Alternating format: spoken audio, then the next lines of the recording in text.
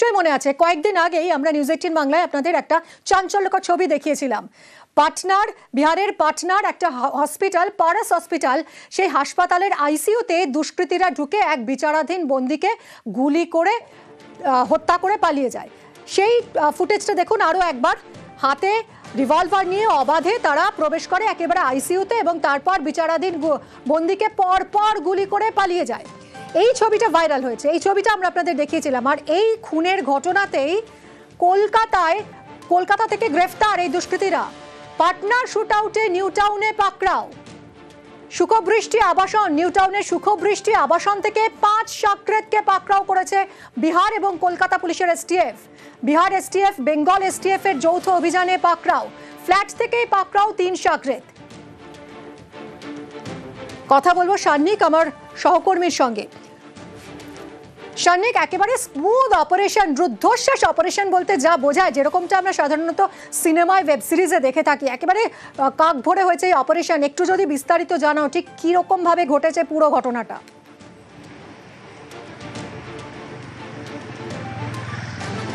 দেখো, গত পরশুদিন এই ভিডিও সামনে আসে যেখানে বিহারের একজন গ্যাংস্টার যে বিচারাধীন বন্দী ছিল সেখানে, তাকে হত্যার ছবি সামনে আসে। এই ছবির সব থেকে বড় গুরুত্বপূর্ণ বিষয় ছিল যারা সেখানে খুন করতে এসেছে তাদের বডি ল্যাঙ্গুয়েজ দেখে একেবারে স্পষ্ট বোঝা যাচ্ছিল ঠান্ডা মাথায় এই গোটা ঘটনা তারা ঘটিয়েছে। এই গোটা ঘটনা যে পুরোপুরি অর্গানাইজড ক্রাইম সেটা কিন্তু তদন্তকারীরা তখনই বুঝতে পেরেছিলেন এবং সেই মতোই তারা যখন তদন্ত শুরু করেন সেক্ষেত্রে তারা কলকাতার একটা যোগ পান। সেক্ষেত্রেই সাপুরজিতে গতকাল বেঙ্গল এসটিএফ এর আধিকারিকরা এই লোকেশনটিকে তারা ট্র্যাক করতে পারেন এবং এই জায়গায় গতকাল থেকেই তারা রেকি করেছিলেন বলে খবর। এবং গতকাল থেকেই এই জায়গাটাকে তারা ট্র্যাক করে যে ফ্ল্যাটে এই 5 জন ছিল সেই 5 জন মূলত এই ঘটনার সঙ্গে তাদের একটা যোগ রয়েছে বলে তদন্তকারীরা জানতে পেরেছেন। তারা এই ঘটনার চক্রান্তর সঙ্গে তারা যুক্ত তেমনটাই তারা জানতে পেরেছেন। তবে কতটা গুরুত্বপূর্ণ ভূমিকা তাদের ছিল সেই বিষয়ে কিন্তু তদন্ত আরও এগোতে হবে, সেই বিষয়ে কিন্তু তারা আনঅফিশিয়ালি তারা জানিয়েছেন। তবে এই গোটা ঘটনা যখন তদন্ত শুরু হয়েছে সেই সময় তাদেরকে গ্রেফতার করার ক্ষেত্রে কিন্তু আজকে সকালবেলা যারা এখানকার বাসিন্দা তারা একটা রুদ্ধশ্বাস মুহূর্ত দেখেছে। কেননা সকালবেলা যারা আজকে মর্নিং ওয়াকে বেরোন তারা যেটা জানান, এই বিল্ডিং থেকে যে মুহূর্তে তারা বাইরে বেরিয়েছেন সেখানে 15 থেকে 16টা গাড়ি সকালবেলা 5:30 পৌনে 6টার দিকে সেই সময় তারা দেখতে পান। এবং বিহার এবং বেঙ্গল এসটিএফ এর যৌথ অভিযানে এতগুলি গাড়ি নিয়ে তদন্তকারী আধিকারিকরা তারা ভেতরে ঢোকেন। প্রায় 22 থেকে 23 মিনিটের মধ্যে তারা প্রথমে ফ্ল্যাট থেকে 3 জনকে তারা আটক করেন। বাইরে আসার পরে সেখানে 2 জন আরও ছিল, যেটা তাদের কাছে খবর ছিল, তারা পালিয়ে যাওয়ার চেষ্টা করছিল বলে তারা খবর পান এবং 2টো ব্লক এগিয়ে গিয়ে তাদের 2 জনকেও আটক করা হয়। মোট 5 জনকে নিয়ে তারা আটক করেছেন বলে এখনো পর্যন্ত খবর। তাদের ভূমিকা কতটা গুরুত্বপূর্ণ এই গোটা ঘটনায়, এই ক্রাইম ঘটানোর ক্ষেত্রে তাদের কি ভূমিকা রয়েছে সেই গোটা বিষয়টা তদন্তকারীরা দেখছেন। তারপরে তাদের সঙ্গে থাকো, আমরা একটু শুনবো এই সুখবৃষ্টি আবাসনে থাকেন এরকম একজন বাসিন্দার বক্তব্য। দেখুন, আমি মর্নিং ওয়াক করতে এখান থেকে ওই সামনে একটা পার্ক আছে ওখানে যাই, তখন আমি দেখলাম যে অনেকগুলো পুলিশের গাড়ি আছে। তো অনেকের পুলিশগুলো ছিল, তো আমি কাছে গেলাম না যে হয়তো ফায়ারিং স্টার্ট হয়ে যাবে, তো আমি কি করব। তো আমি একটু দূরেই ছিলাম। পরে আমি জানতে পারলাম যে 2-3 জনকে ধরে নিয়ে গেছে। কাউকে পালাতে সেই সময় দেখেছেন? দৌড়াদৌড়ি? না, দৌড়াদৌড়ি কিছুই হয়নি, না সেরকম কিছু। পরে পুলিশ কখন বেরোলো? আমি 5:30টার সময় বেরিয়েছি, পুলিশ প্রায় 6:30টার সময় বেরিয়ে গেছে। 6:30 থেকে 7টার মধ্যে বেরিয়ে গেছে। এখানে একটা হয়েছে, আর একটা হয়েছে ওইদিকে, মানে ওই মেন আপনার L62 এর কাছে, ওখান থেকে 2 জনকে ধরে নিয়ে গেছে, L62 এর কাছ থেকে। যখন এই ঘটনা ঘটে কোনোভাবে আগেও একটা এই সাপুরজিতে আমরা দেখেছিলাম শুট আউটের ঘটনা ঘটেছিল, এক্ষেত্রে কি কোনো গুলি চলা এই ধরা? না, সেরকম কিছু নেই, কোনো গুলি চলেনি, কোনো রকম, মানে কেউ বুঝতেই পারলো না যে কেসটা কি আছে। যখন যে কজনকে ধরে নিয়ে গেল তাদেরকে আপনারা দেখতে পেয়েছিলেন? না, দেখতে পারলাম না, ওদেরকে পুরো কর্ডন করে গাড়িতে ঢুকিয়ে নিয়ে গেল। বুঝতেই পারলাম না কজনকে ধরলো কজনকে, তার সবাই তো সিভিল ড্রেসে ছিল, যারা পুলিশে ছিল ওরাও সিভিল ড্রেসে ছিল, আর যারা ওয়ান্টেড ছিল তাদেরকে সিভিল ড্রেসে ছিল। তো বোঝাই গেল যে কি কেসটা হলো। এই পুরো অপারেশনের প্রত্যক্ষদর্শী সুখবৃষ্টির এক আবাসিকের বক্তব্য শুনলেন। বছরখানেক আগে এই আবাসনে দুষ্কৃতীদের ঘর ভাড়া দেওয়া হয়েছিল, নথি দিয়ে আবাসনে দুষ্কৃতীদের ঘর ভাড়া। সুখবৃষ্টি আবাসনের ঘর ভাড়ায় 3 জনের নামে চুক্তি হয়েছিল।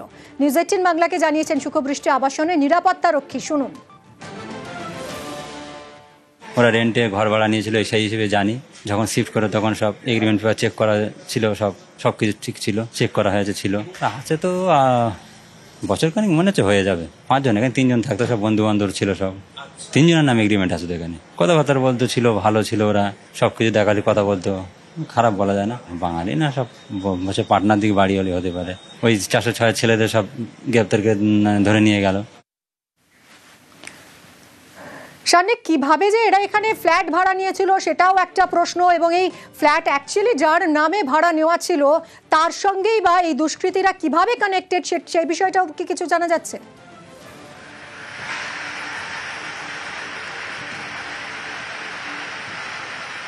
দেখো, এই ফ্ল্যাটের মালিক বছরখানেক আগে এই ফ্ল্যাট ভাড়া দিয়েছিলেন বলে আমরা জানতে পেরেছি, এবং যখন ভাড়া দেয়া হয় 3 জনের নামে এগ্রিমেন্ট করে দেয়া হয়েছিল, তেমনটাই কিন্তু এই ফ্ল্যাটের যিনি নিরাপত্তারক্ষী তিনি জানাচ্ছিলেন।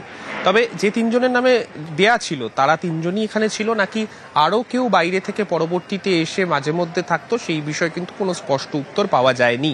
কেননা এই রকম জায়গাতে মূলত প্রত্যেকটি ফ্ল্যাট ভাড়া দেওয়ার ক্ষেত্রে নিউটাউন এবং বিধাননগর পুলিশ কমিশনারেটের তরফে ওভারঅল বলতে গেলে এখন কিন্তু যথেষ্ট কড়াকড়ি রয়েছে। কে বা কারা থাকছেন তার প্রপার ভেরিফিকেশনের পরেই তাকে ফ্ল্যাট ভাড়া দেওয়া হয়।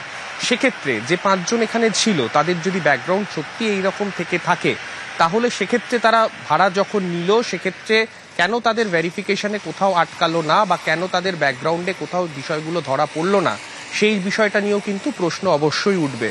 তাহলে কি সেক্ষেত্রেও কোথাও নিজেদের পরিচয়ের ক্ষেত্রে কোনো কিছু গোপন করা কিংবা গোটা বিষয়টার মধ্যে একটা বড় অংশকে গোপন করে যাওয়ার কোনো প্রবণতা তাদের ছিল? তো সেই বিষয়গুলো কিন্তু তদন্ত যত এগোবে সেই বিষয় কিন্তু একদমই ততই সেগুলো স্পষ্ট হবে। অনেক ধন্যবাদ শান্তি। কিছুক্ষণ আগে ফোনে দেখছিলাম 4 জন ক্রিমিনাল M70-এর 406 থেকে ধরা পড়েছে। বিহারে যে দুর্ঘটনা হয়েছে তাদেরই লোকজন। এত বড় জায়গায় এত লোক থাকে জানা সম্ভব না, তাও কি কোনো আইডেন্টিফাই করেছে? এখানে তো থানা থেকে ভেরিফিকেশন করে এখানে রেন্টটা দেওয়া হয়, তা সত্ত্বেও এই যে রেন্ট নিয়েছে সে তার বন্ধুকে রেখে চলে গেছে, এরকম হতে পারে। মানে এখানে থাকার ক্ষেত্রে যথেষ্ট কড়াকড়ি রয়েছে তাহলে? হ্যাঁ অবশ্যই, নিঃসন্দেহে 4 জায়গায় ভেরিফিকেশন হতো এখানে। ভেরিফিকেশন বিধাননগর কমিশন থেকে ভেরিফিকেশন হয়, সাপুরজি 2 বার, থানায় 1 বার। না এখানে আতঙ্কার কোথায়? এখানে আমি ঘর নিচ্ছি, আমি তো অফিস আইডি জমা দিয়ে দিচ্ছি, আমার বন্ধু বান্ধবকে আমি রেখে চলে যাচ্ছি, এটাই তো। এখানকার লোকাল লোকের তো কোনো দোষ নেই এখানে। 204 থাকি, ওরা হচ্ছে 406। একজনকে হচ্ছে আমি দেখতাম, ঠিক আছে। আর ওদের একটা কুকুর ছিল যাকে হচ্ছে বেল্ট পরানো থাকতো না, ও স্কেয়ার দিয়ে হচ্ছে নিচে নামতো এবং হচ্ছে লোকজন দেখলে হচ্ছে তাড়াও করতো। হচ্ছে একজনকে আমি হচ্ছে দেখেছি, যারা হচ্ছে ধরা পড়েছে তাদের মধ্যে একজনকে আমি। আবাসনে দুষ্কৃতীদের আশ্রয়, চরম আতঙ্কে সুখবৃষ্টি আবাসনের বাসিন্দারা। প্রচুর আতঙ্কে, যেটা আমরা টিভিতে দেখতে পাচ্ছি যে একজন মানুষকে আপনার পরপর 5 জন গুলি করছে, তারাই এসে আমাদের পাশের ফ্ল্যাটে থাকছে, স্বাভাবিক আতঙ্ক। সুখবৃষ্টি আবাসনে বারবার দুষ্কৃতীদের আস্তানা। 2021 সালে এই আবাসন থেকেই জালে দুষ্কৃতীরা। 2021 সালে সুখবৃষ্টি আবাসনে লুকিয়েছিল পাঞ্জাবের গ্যাংস্টার। পাঞ্জাব পুলিশের STF এর অভিযানে দুষ্কৃতীরা ধরা পড়ে। শুট আউটে 2 গ্যাংস্টারের মৃত্যুও হয়েছিল সেবার। দুষ্কৃতীদের বিরুদ্ধে অপারেশন নিয়ে কয়েকদিন আগেই পুলিশের কাছে তথ্য এসেছিল, জানান কলকাতার পুলিশ কমিশনার।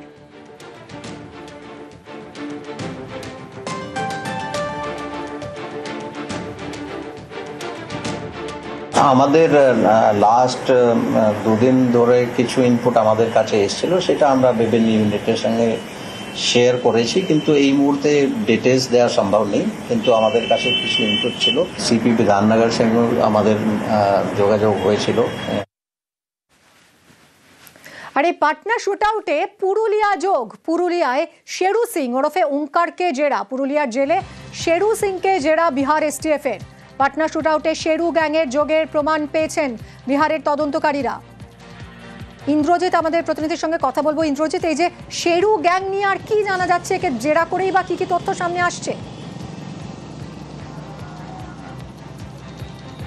দেখো, তদন্তকারী দল যেটা জানতে পেরেছে, এই শেরু সিং যখন বিহারের জেলে ছিল তখন এই চন্দন মিশ্রের সাথে তার একটা সম্পর্ক ছিল এবং অপরাধ জগতের বন্ধু ছিল, খুব কাছের বন্ধু ছিল।